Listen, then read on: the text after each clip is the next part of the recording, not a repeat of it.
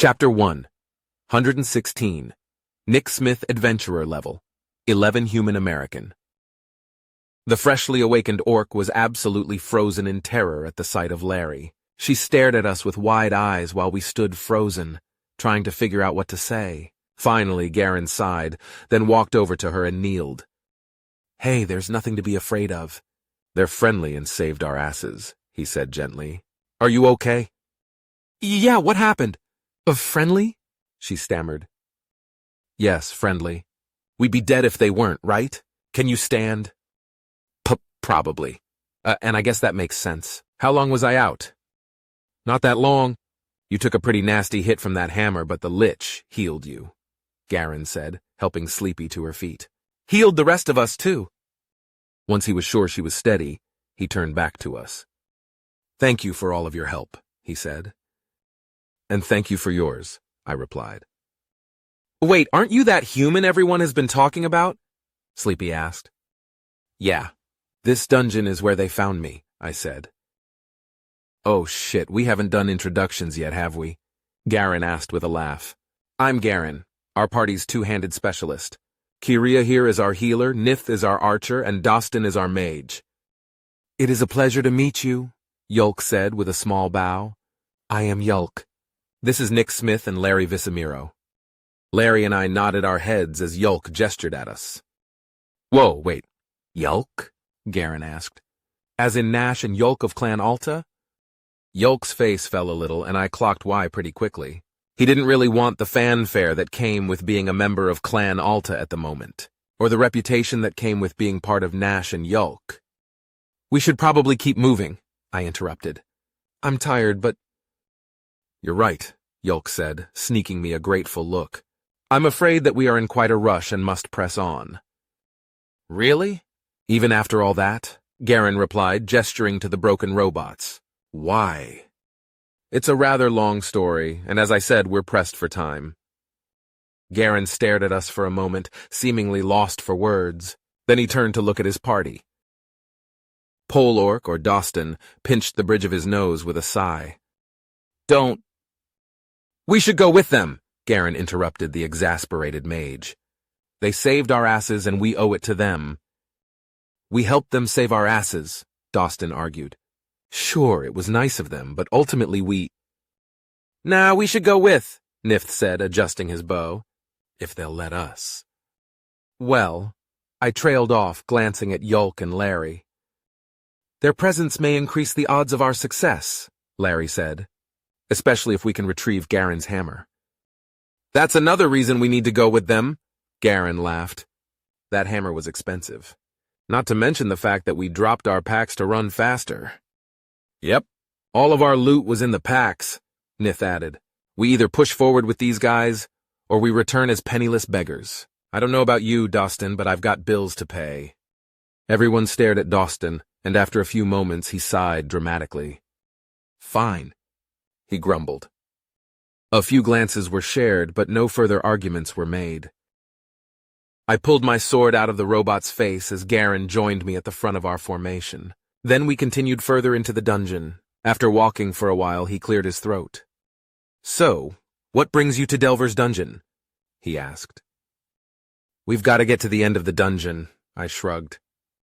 "The end?" "Yep." "Well, that's a noteworthy goal. From what Dostin says, only 2 groups have made it that far, though." "According to the records," Dostin added. "There have been several attempts, but only 2 groups have faced the final boss and emerged victorious." "Yeah, I imagine the reset and teleportation thing has something to do with that," I laughed. "But for reasons I can't get into, I don't think that's going to be a problem for us."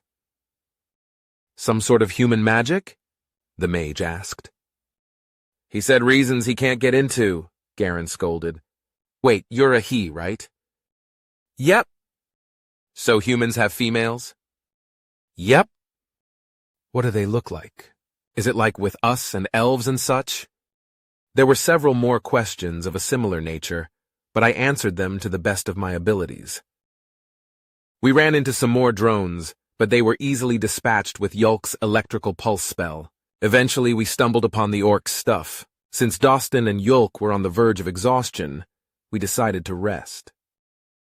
Nith and Korea used Dostin's heat stone to make a soup, and I was surprised at how much my mood improved from the warm meal. It was a very meaty soup, but it still tasted better than the dried foods. I set my cup down and watched the symbols dance along the shields, wondering how we were going to get any sleep with the mirror-like walls reflecting the light dozens of times over.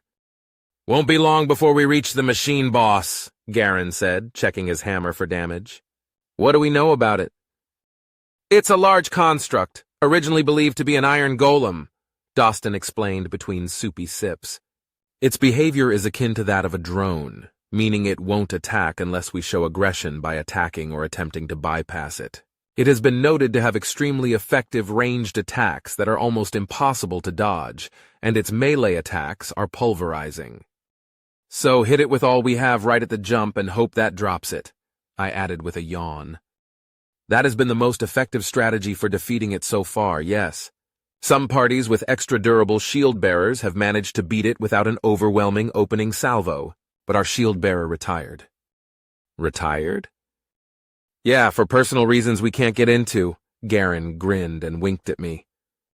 "Oh, don't be so dramatic," Dostin chuckled. "Though it is somewhat of a long story."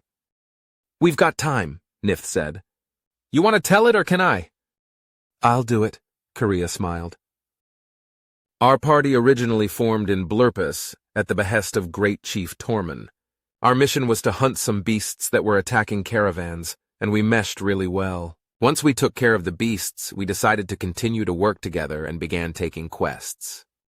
She explained that the group took a few jobs together, then decided to start exploring dungeons. After their third run, which paid pretty well but not as well as they had hoped, their shield-bearer revealed that she had been silently suffering from claustrophobia. Instead of forcing the party to return to waste wandering to accommodate her, she opted to retire as an adventurer.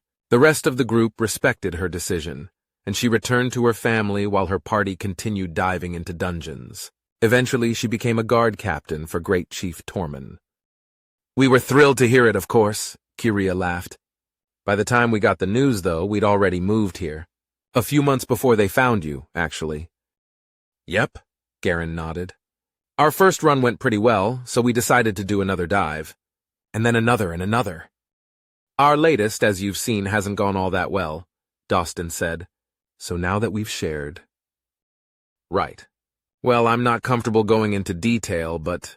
I trailed off and looked at them for a moment. They seemed to be decent enough people, but I couldn't shake the warning that the Higher One gave me upon our first meeting. So, I explained our goal instead of the journey thus far. I told them about Cass, awakening with Yulk and Nash standing over me, our oath, and that we were hoping to find answers at the end of the dungeon. "Oh yeah, where's Nash?" Nith asked. "I've always heard of you two as a duo." "He's been made the captain of the guard," Yulk said proudly. "Nash Alta is the new guard captain of Nulava?" Dostin asked incredulously. "Yes, well, the rumors surrounding my brother and I do not do us justice. Chief Gluhern couldn't find anyone else, could he?" "Just so," Yulk sighed, slightly deflated. "Nash is a very capable orc, though," I said. "He would probably struggle being a run-of-the-mill guard, but he'll shine as guard captain. He's tough, fair, and pretty good at training idiots. I would know." "That's not a fair assessment of yourself, Nick," Yulk said. "It's likely that he will consider you one of the best pupils he's ever trained. He'd never admit it, though." A small sort of sadness took hold deep within me, but I pushed it aside and chuckled. The sadness wasn't because I longed to hear Nash sing my praises or anything like that. It was because things were changing.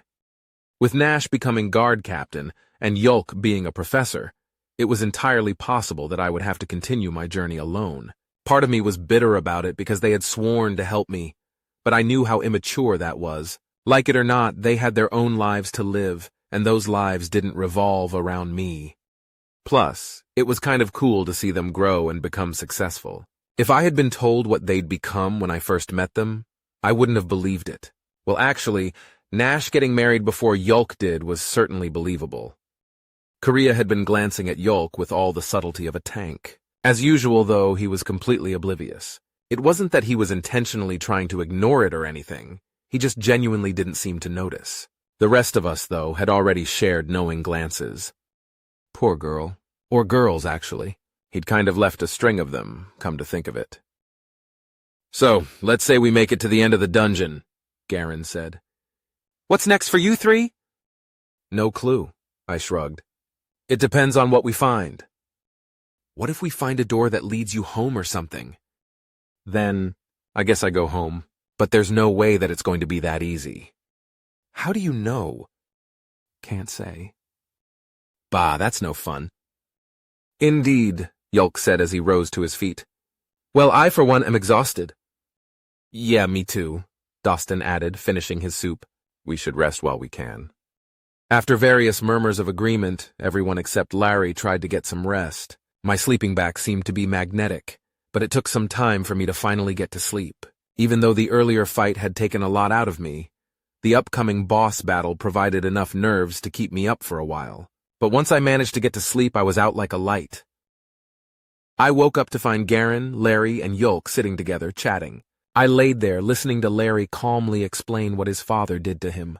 I couldn't even begin to imagine my own father doing something like that to anyone, let alone his own family. I tried, though, and my respect for Larry rose once I realized how angry I would have been at that sort of betrayal. It would have cursed me with the sort of anger that never would have burned out. I wouldn't have been able to trust anyone ever again. But that wasn't the case for Larry. He hadn't let it turn him into a monster. He could have easily eradicated the kobolds when he encountered them, but he hadn't. Actually, he had kind of civilized them, ensuring their longevity during his absence. Even with everyone's reactions towards him, he hadn't lashed out. Larry seemed to be peaceful through and through, which made it all the more upsetting that he was betrayed like that. I don't even know what to say," Garen muttered. "That's terrible?" Larry asked. "Certainly. Lichdom is likely the most insidious curse to ever be crafted by the clutching claws of greedy mortals. Through my efforts to find a way to reverse it, I've come to the conclusion that it is a sick form of punishment for those who are arrogant enough to believe that they can escape the greatest equalizer." "Equalizer?" "Death," I said as I joined them. "The most powerful emperors, the scummiest of criminals, and everyone in between will all die one day." "Oh," Garen thought for a moment. "But not a lich, though." "A lich can also die," Larry explained. "Everything that is of this world can be ended." "How do you kill a lich?" "Destroy all of their phylacteries, then their physical form." "How many do you have?" I am prevented from answering that question truthfully by the curse. "A lich cannot kill itself, nor allow someone to kill them." Larry looked toward the ground. "To quote Uragrana the Dark, a lich, as a foolish mortal that has forsaken death itself, must for all eternity shun its end. Even as it begs for death, it must claw at its unlife." "I haven't heard of Uragrana," Yulk said. That's not surprising. She was one of the first mages to study immortality. Most of her writings were destroyed once her sins, which were many, were discovered. Yulk nodded slowly, tactfully refraining from asking what those sins were. I was curious, but figured it would probably be something similar to what Larry's father did. Or worse, even. "Well, I'm glad to know the good in you, Lord Visamiro," Garen said, standing up. "We should head out soon. I'm going to wake the others." I bit into some jerky as he began to shake everyone else awake. By the time they were eating breakfast, Yulk and I were already packing our things. Once everyone else had caught up with us, we disabled the shield and continued on our way. We came across a few more groups of drones, which were quickly dispatched thanks to Garen's hammer. Then we powered our way through a group of 5 robots. Occasionally, we would stop so that the orc adventurers could pick up something interesting that they might be able to sell. As we walked, the mirror-like corridor slowly began to widen and the groups of enemies got bigger. The robots were much easier to handle with everyone at full strength, though. The most eventful part of the fighting was when a drone managed to avoid Yulk's electrical pulse spell and fire a light beam. The beam bounced off of the walls in an erratic pattern before hitting Garen in the shoulder. I popped it with my bullet spell before it could get another shot off. Kiria healed Garen while I took care of the rest of the drones. After quite a few more groups of enemies, The ceiling began to rise as well. This actually came as a relief because the blinding effect of the mirrors lessened the further apart they got. After walking a bit further, we found ourselves in a massive room, the glints of our light barely visible in the distance. "Well, this definitely looks like a boss chamber," Garen said. "Let's see if we can find—" The floor shuddered as the screech of metal cut him off.